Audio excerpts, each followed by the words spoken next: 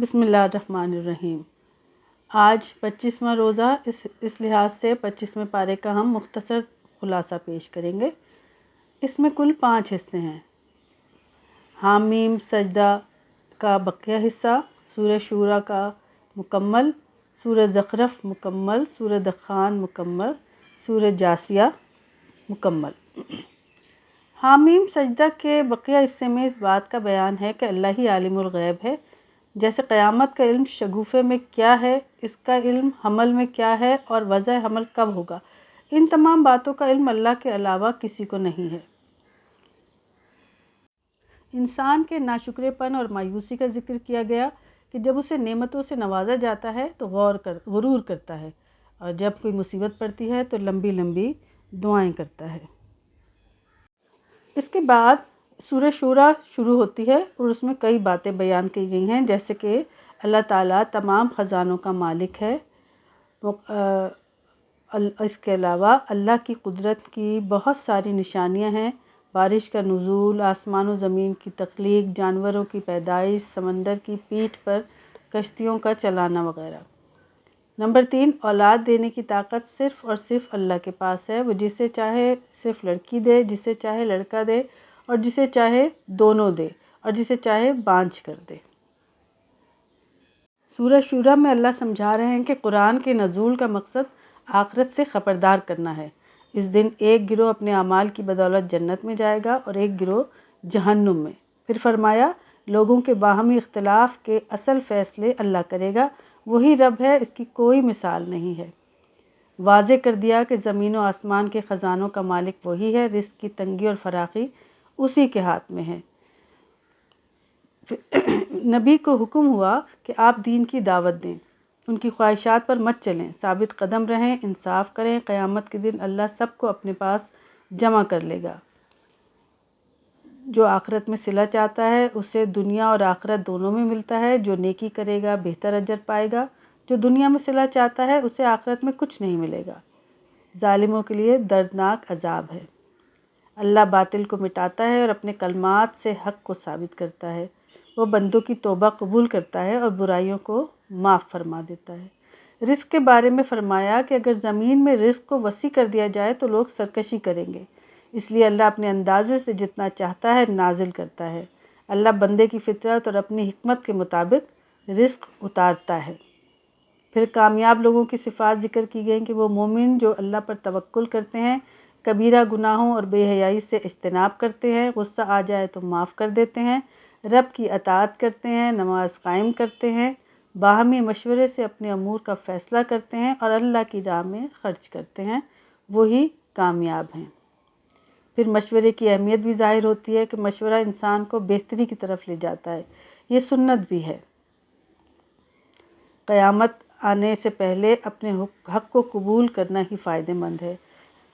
پھر فرمایا، کسی انسان کا یہ مقام نہیں کہ وہ اللہ سے روبرو بات کرے، اللہ بندوں سے ہم کلام وحی کے ذریعے ہوتا ہے یا پردے کی اوٹ سے ہوتا ہے۔ آخر میں فرمایا، اللہ جسے چاہتا ہے راہ دکھاتا ہے، وحی کے ذریعے سے یہ نبی سیدھے راستے کی طرف رہنمائی کر رہے ہیں، وہ راستہ جو آسمان زمین کے مالک کی طرف لے جاتا ہے۔ جان لو کہ سارے معاملات اللہ کی طرف لوٹتے ہیں۔ اس کے بعد سورہ زخرف میں کئی باتوں کو بیان کیا گیا ہے، جیسے کہ نمبر 1، گزشتہ اقوام کا اپنے آباء و اجداد کی تقلید اور اس کے نبی کی تکذیب۔ نمبر 2، موسیٰ علیہ السلام اور فرعون کا واقعہ۔ نمبر 3، جنتیوں اور جہنمیوں کا بیان کہ وہ دونوں اپنے اپنے ٹھکانے میں کس طرح زندگی گزار رہے ہوں گے۔ اس سورہ میں اللہ تعالیٰ بتاتے ہیں کہ جس بستی میں بھی پیغمبر بھیجا گیا، اس کے امیر لوگوں نے باپ دادا کی پیروی کی بنا پر انکار کیا، لہٰذا سب ہلاک کر دیے گئے۔ ابراہیم علیہ السلام اور ان کا توحید پر قائم رہنے کا ذکر ہے۔ یہ بھی بتایا کہ منکرین حق نے ہمیشہ جادو سے تعبیر دیا۔ اللہ تعالیٰ فرماتے ہیں کہ نبی کی پیروی ہی سیدھا راستہ ہے، قیامت اچانک آئے گی۔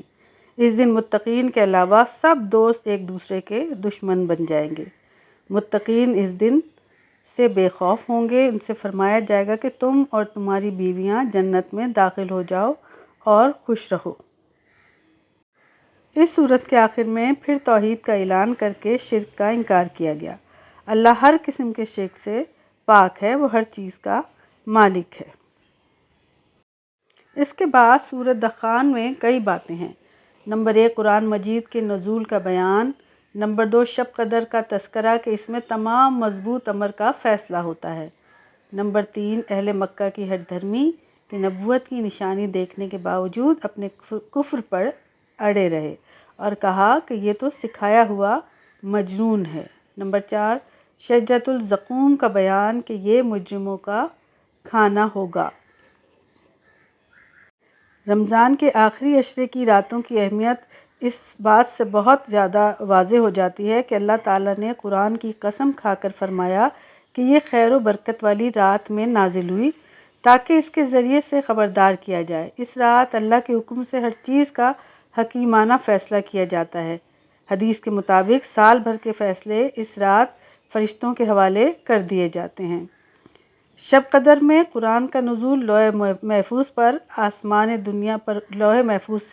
آسمان دنیا پر ہوا تھا اور یہ بات صریح قرآن سے ثابت ہے۔ چنانچہ وہی رات مراد ہے۔ پھر توحید کا سبق دیا گیا، واضح کیا گیا کہ ان کافروں کا فیصلہ قیامت کے دن کیا جائے گا۔ قرآن کے ذکر پر ہی سورت کا اختتام ہوا کہ اس قرآن کو ہم نے نصیحت کے لیے آپ کی زبان میں آسان بنا دیا۔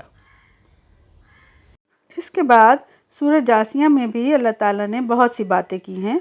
نمبر 1 اللہ کی نشانیوں کا تذکرہ ہے کہ آسمان و زمین، انسان، جانور، رات و دن کا آنا جانا، بارش کا نزول اور ہواؤں کا اللہ کی قدرت کاملہ کی نشانی ہے۔ نمبر 2 اللہ کی آیات کا مذاق اڑانے والے قیامت کے دن فراموش کر دیے جائیں گے اور ان پر کوئی توجہ نہیں دی جائے گی۔ اس سورہ میں قرآن کا تعارف کرایا گیا کہ یہ لوگوں کے لیے دلائل کا مجموعہ اور یقین رکھنے والوں کے لیے ہدایت اور رحمت ہے۔ واضح کیا گیا کہ ظالم ایک دوسرے کے ساتھی ہیں جبکہ متقین کا دوست اللہ ہے۔ بد عمل اور نیک عمل لوگ ایک طرح سے نہیں ہو سکتے۔ ایمان اور عمل صالح والے رحمت میں ہوں گے۔ اللہ کی حمد اور بادشاہت کے ذکر سے پارے کا اختتام ہوا۔